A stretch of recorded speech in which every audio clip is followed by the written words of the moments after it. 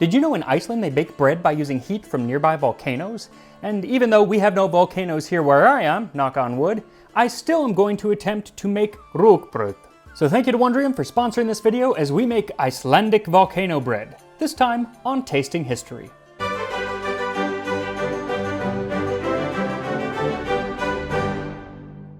So this may be the easiest bread recipe I have ever made in my life. It is nearly foolproof, which is perfect for me. The one thing that is difficult is just waiting for it to be done because it can take up to 24 hours to bake. But I promise you, it is worth it for the end product of this sweet Rúgbrauð. Rúgbrauð, or rye bread, has been popular in Iceland for centuries, and in 1602, when Denmark established a monopoly on the grains imported to Iceland, it became very popular, mostly due to the fact that there was no alternative to eat. Even as late as 1900, the average Icelander would eat 50 to 60 kilograms of rye per year. That's about 120 pounds, which is a lot more than the 3 kilograms that they eat today. Now this rye bread of Iceland is very special and can go by several different names. One is Thrumari, and that means thunderer because if you eat enough of it, you will produce thunder. In a way, you'll be like the god Thor.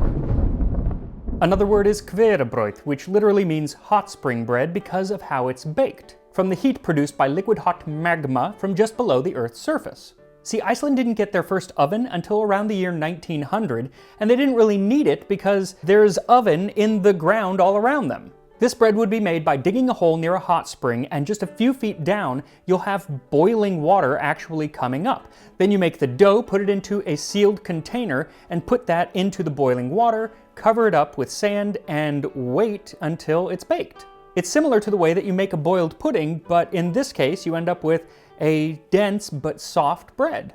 Now, while researching Rúgbrauð and specifically these hot springs of Iceland, I kind of fell down a geological rabbit hole and wanted to learn more about Iceland and their volcanoes. And so I ended up watching a documentary on the topic on Wondrium, who is sponsoring today's video. As I've mentioned in the past, I spend a lot of time watching documentaries and other programs on Wondrium, which used to be the Great Courses Plus. Wondrium has an amazing library of educational videos taught by experts in the field on every topic from history, food, travel, and of course geology. While watching Iceland, where fire meets ice, I learned about a specific volcano called Laki, which erupted in 1783 and killed half of the livestock on the island, which led to a quarter of the human population dying off. But it ended up affecting the climate around the entire Earth, and so there was famine in Japan, drought in India, and huge crop failures all across Europe. And Ben Franklin, who was living in Paris at the time, speculated that it caused the harsh weather conditions of the next year, and those conditions were linked to civil unrest in France that ended up leading to the French Revolution. Crazy how those dominoes fall. And if you want to learn more amazing stuff like this, go to wondrium.com/tastinghistory or just click on the link in the description to start your free trial today. Now, while I do want to visit the volcanoes and the hot springs of Iceland someday, here in Burbank, we don't have a lot of geothermal activity, so I am going to be following the way that it was made around the year 1900, which includes an oven. So for this recipe, what you'll need is 4 cups or 480 grams of rye flour, 2 cups or 240 grams of whole wheat flour, 1 cup or 200 grams of brown sugar, 1 cup or 335 grams of golden syrup. So the most typical is Lyle's golden syrup, and it is kind of hard to find here in the US at grocery stores, so I will put a link to where you can get it online. Very popular in a lot of the world though. But what was crazy that I learned this week was I actually paid attention to the bottle, and I always thought that it was just a lion on there, but it turns out it's a dead lion with bees around it. That's their logo. Kind of weird. And it turns out it comes from the Old Testament story of Samson killing a lion, only to come back to find bees turn the carcass into a hive, which then he harvests honey from. And he used that as the base of a riddle that he told to the Philistines. And he said unto them, out of the eater came something to eat, and out of the strong came something sweet. Interesting, and something that I have overlooked for years, and just kind of a weird thing to have as your logo. 4 teaspoons of baking powder, 1 quart or 1 liter of whole milk, and 1 teaspoon of salt. So like I said, this is really easy to make. All that you need to do is whisk the 2 flours together in a large bowl, then whisk in the baking powder and the salt, then mix in the brown sugar and the syrup, and then add the milk just a little at a time. Now you may not need all of the milk, but you're going to need more of it than you think, because as you add it, it's going to make it really soupy, but once you start mixing it, it really works in. The rye just soaks it up, and you'll end up using most of it, if not all of it. What you're looking for is kind of like a cake batter consistency, but you don't want it so liquid that it's a pancake batter. But like I said, it's really foolproof, and you really can't screw this up.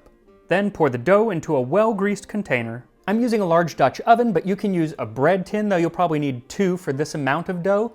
In Iceland, they often use empty cardboard milk cartons, which I was going to use, but I'm not sure what kind of stuff they coat the inside of those with here in the US, so when they get heated in an oven, I don't want to poison myself. So I ended up using the Dutch oven, but it's just important that you get something that you can seal pretty well. It doesn't need to be completely airtight, but pretty well. For the Dutch oven, it's just the lid, but for anything else, you probably want to wrap it tightly in parchment and tie it. Then pop it in the oven at 215 degrees Fahrenheit or 100 degrees Celsius and bake for up to 24 hours. Now usually if you baked bread for 24 hours, you would end up with hardtack.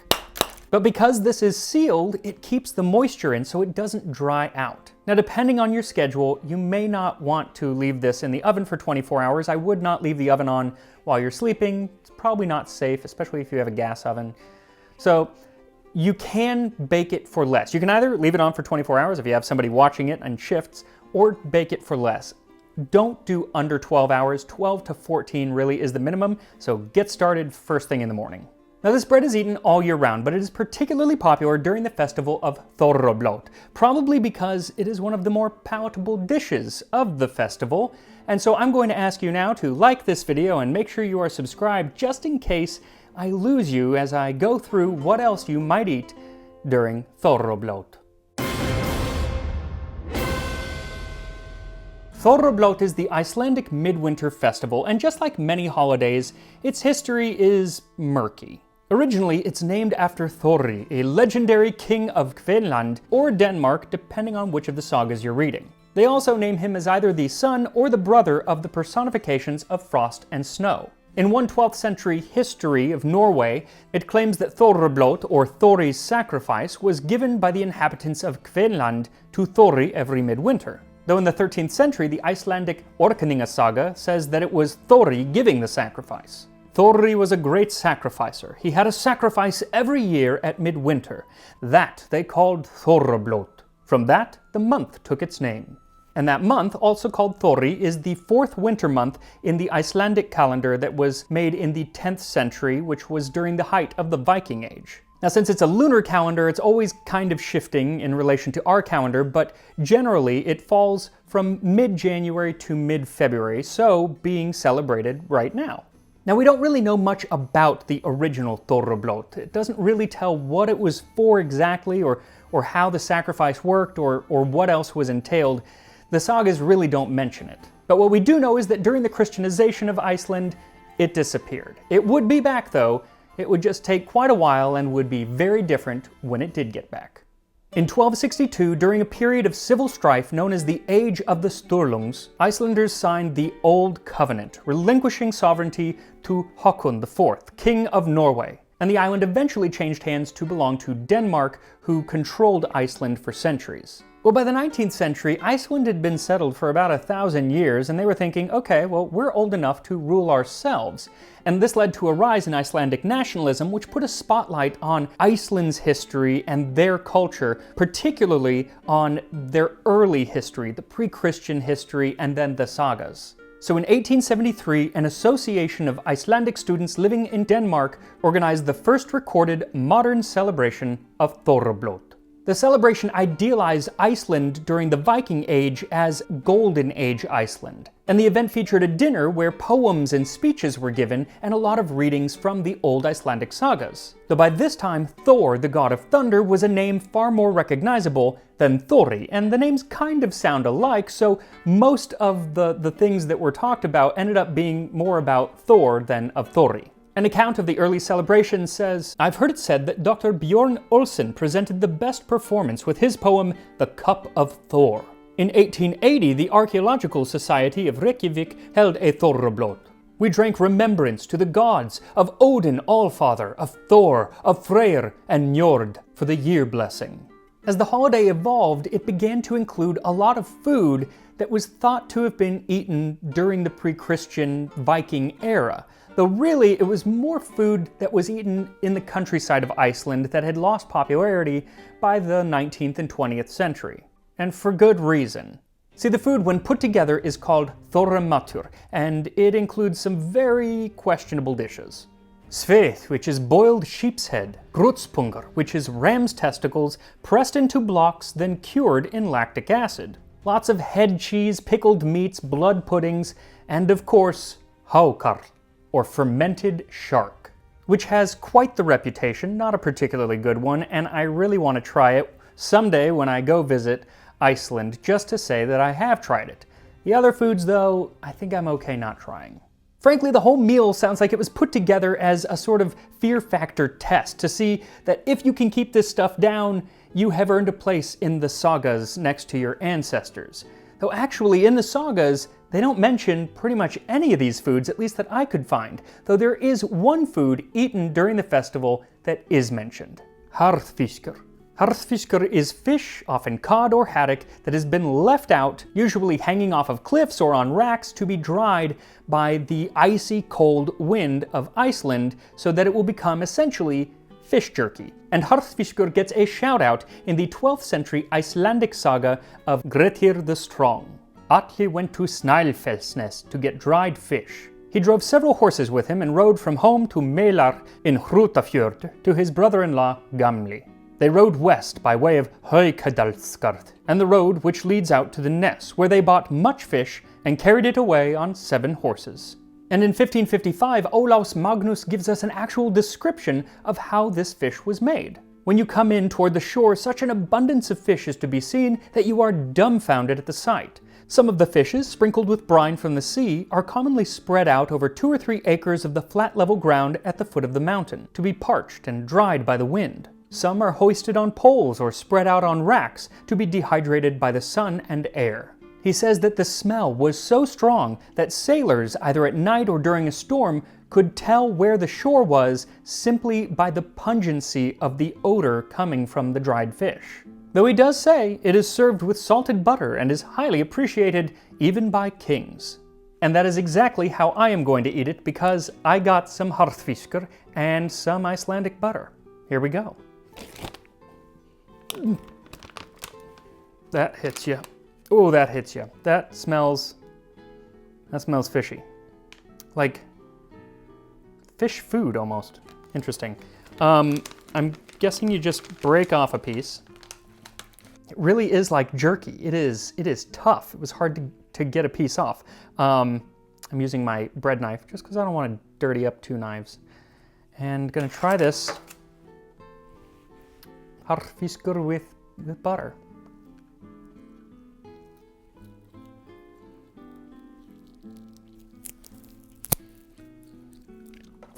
That is rough to eat. But the flavor is not bad. And I think that it would really grow on you. It's just so unexpected. So this one is cod.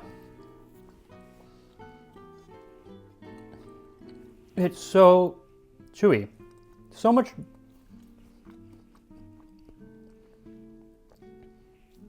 drier than like regular beef jerky. It's really dry, it's really hard, very difficult to eat, but the flavor's not bad.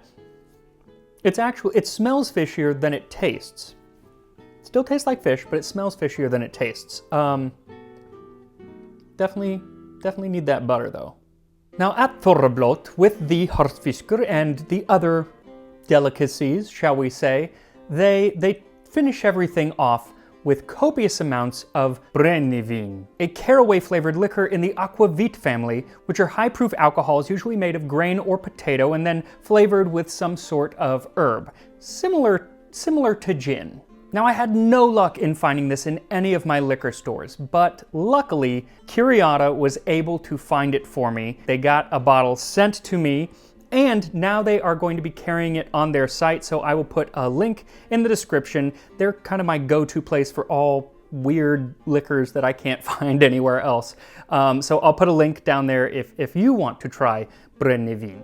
Now, from what I hear, you're supposed to drink it ice cold, and this has been in the freezer, so it's kind of thickened. I'm putting it into a martini glass because that's what I had. It's also called Black Death. It does make me a little trepidatious, but I'm gonna give it a shot.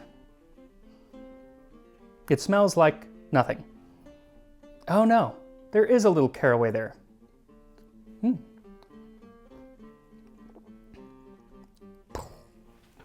That is dangerous. I mean, it does remind me of like caraway gin. It's dangerous because it is super strong. I mean, like super alcoholic, but it has a really nice flavor. It's not like bad vodka or something. It has this wonderful caraway flavor, though it's not overpowering. And I like caraway seeds. Not everybody does, but this is really nice because it's just a hint of it. Yeah. Oh man, I'm gonna finish this, but I need to go slow because I still got 24 hours before my bread is ready. Dangerous. 24 hours later, I'm kidding, I'm not actually drunk. But once you have let your bread bake for 12 to 24 hours, take it out of the oven and immediately turn it out of its container and then slice it up and serve it with butter. And here we are, Icelandic Rúgbrauð.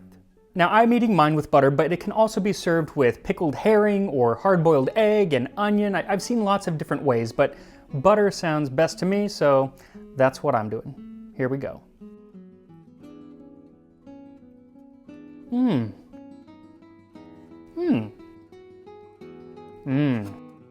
So it's super dense, like super dense, but not stodgy at all. It's dense and yet light at the same time, if that makes sense at all. Really, really great. What it reminds me of flavor-wise, because it's kind of sweet because of the brown sugar and the syrup. If you've ever been to Cheesecake Factory and had the brown bread when you go, it tastes very, very similar to that, but dense and almost more like gingerbread, like a dense gingerbread. This is fantastic. It's super easy. It takes a little while, but it's super easy to make. The flavor is wonderful. Everyone should make this if you like bread. It's fantastic. So harðfiskur, I'd say C+. Brennivin, A-, and this bread, A+. Fantastic, even if you don't have a nearby hot spring or volcano. Your oven, it works pretty darn well. So make sure to follow me on Instagram, Tasting History with Max Miller, and I will see you next time on Tasting History.